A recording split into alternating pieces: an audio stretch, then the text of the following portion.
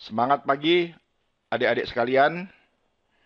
Hari ini kita masuk ke sesi 2, bagaimana cara mendapatkan nilai A. Sudah siap semua adik-adik? Oke, sesi lalu kita banyak membahas tentang bahwa selain untuk mendapatkan nilai A di sekolah, kalian juga harus berprestasi di luar sekolah.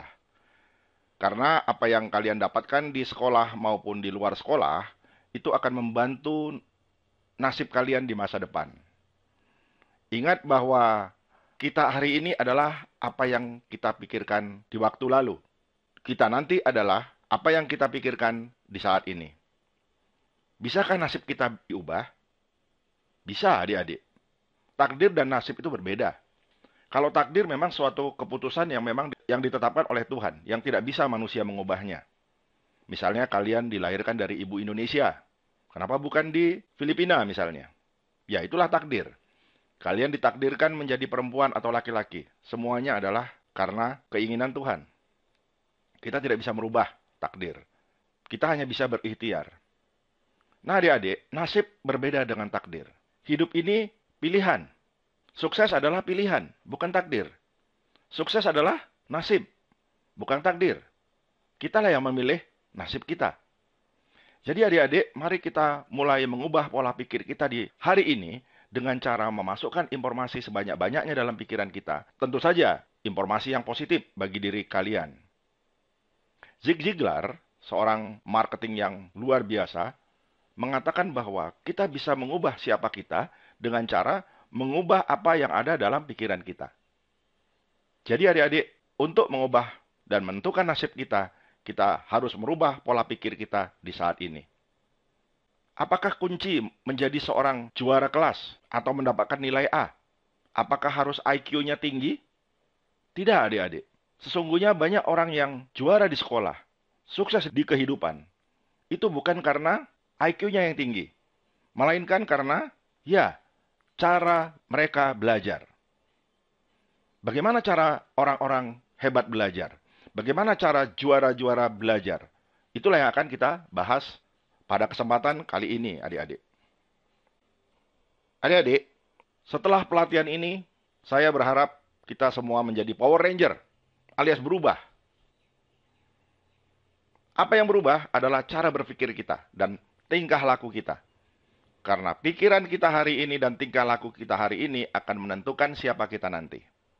Saya banyak bercerita ya adik-adik ya, di sesi 1 tentang prestasi saya hari ini. Karir saya hari ini. Menjadi penulis 35 buku. Menjadi motivator atau trainer yang berbicara di depan puluhan ribu orang. Dari Aceh sampai Papua. Dari anak SD sampai dengan profesor. Dari masyarakat bawah sampai atas. Semuanya adalah karena, apa yang saya lakukan di masa lalu. Apa yang saya lakukan di masa lalu? Yakni saya punya impian menjadi seorang penulis hebat. Dan terjadi adik-adik.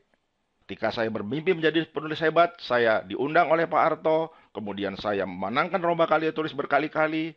Tingkat nasional maupun tingkat kabupaten dan provinsi. Saya juga menulis buku. Saya menjadi pembicara. Semuanya adik-adik tidak terlepas daripada masa lalu kita. Karena itu adik-adik, mulai hari ini kalian harus punya dream yang besar. Kalian percaya bahwa dream itu bisa dicapai. Dream itu tidak nanti diwujudkan. Bahkan dalam waktu dekat jika adik-adik memiliki impian yang besar, hasilnya akan terlihat menjadi besar. Kata Kitaro Monami, pelaku dalam film Satria Baja Hitam. Dia mengatakan kalau kita tidak bisa berubah, kita akan kalah. Charles Darwin mengatakan, mereka yang mampu bertahan dan memenangkan masa depan, bukan mereka yang kuat atau pintar, tapi mereka yang mau berubah. Untuk itu, salam Alpha Theta adalah siap berubah. Ketika Anda ditanya, apa kabar? Atau salam Alpha Theta, jawabannya adalah siap berubah. Sepakat? Oke. Tangannya disilangkan seperti Power Ranger atau seperti Satria Baja Hitam. Oke, salam kita, salam Alpha Theta. Yes, siap berubah. Sekali lagi, salam Alpha Theta, siap berubah. Oke adik-adik, sebelum kita mulai, saya akan menceritakan tentang kisah seorang yang luar biasa. Mungkin kalian pernah kenal, namanya adalah Adam Ho. Adam Ho adalah seorang warga negara Singapura. Ini adalah kisah Adam Kho. Ketika SD, dia tidak pernah mau membaca, tidak mau belajar, kesukaannya nonton televisi dan main game. Akibatnya dia menjadi bodoh di sekolah. Selain bodoh, dia juga sangat nakal. Akibatnya ketika dia kelas 3 SD, dia dikeluarkan dari sekolahnya. Ibunya kemudian membawanya ke 6 sekolah. Tapi semua sekolah menolak Adam Kho. Ibunya tidak putus asa. Adam Kho kemudian berhasil diterima di sebuah sekolah yang belum terdaftar di pemerintah. Apakah Adam Kho menjadi lebih baik di sekolah ini? Tidak. Bahkan dia tetap nakal dan bodoh di sekolah tersebut. Jadi sudah sekolahnya terjelek di Singapura, dianya juga bodoh dan sangat nakal di sana. Ibunya tetap tidak putus asa. Adam Kho kemudian di les privatkan. Ibunya mengira dengan Adam Kho mengikuti les privat, dia akan menjadi pintar dan tidak nakal lagi. Ternyata tetap saja nakal dan bodoh. Ibunya tetap tidak putus asa ketika Ernest Wong membuka super camp berlangsung selama beberapa hari. Biayanya sangat mahal. Di sekolah Ernest Wong, Adam Kho belajar bagaimana caranya merubah pola pikir atau mindset-nya. Bukan hanya itu, dia juga belajar super memory, bagaimana supaya ingatannya menjadi kuat. Kemudian dia juga belajar bagaimana caranya memetakan pikiran untuk belajar, disebut dengan mind mapping atau di Alpha Theta disebut brain map. Dan juga belajar membaca cepat, di Alpha Theta disebut dengan baca sangat cepat. Serta ilmu-ilmu lain yang bermanfaat untuk mendukung dia belajar di sekolah dan mendukung dia di dalam kehidupan. Apa yang terjadi setelah dia mengikuti pelatihan tersebut? Hasilnya memang sangat luar biasa. Adam Kho menunjukkan perubahan dalam tingkah laku dan mulai mau belajar. Adam Kho akhirnya di sekolah tersebut menjadi juara kelas. Di kuliah tidak saja menjadi mahasiswa terbaik, tapi dia juga mulai belajar berwirausaha. Dia mulai wirausahanya di bidang event organizer.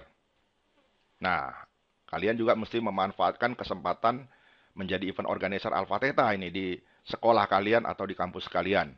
Seperti Adam Kho. Apa yang terjadi adik-adik? Setelah dia lulus kuliah, dia memilih berwirausaha dan luar biasa, sekarang dia menjadi salah satu orang terkaya di dunia. Menarik bukan? Oke, tepuk tangan untuk Adam Kho. Adik-adik semua mau seperti Adam Kho? Nah, mulai sekarang kalian harus merubah cara belajar kalian. Kalian nanti juga harus belajar mind mapping di Alpha Theta, belajar super memory, belajar cara baca cepat, dan lain-lain. Kalian pasti akan sukses. Nah, adik-adik, kita akan mulai melanjut ke pelatihan kita berikutnya.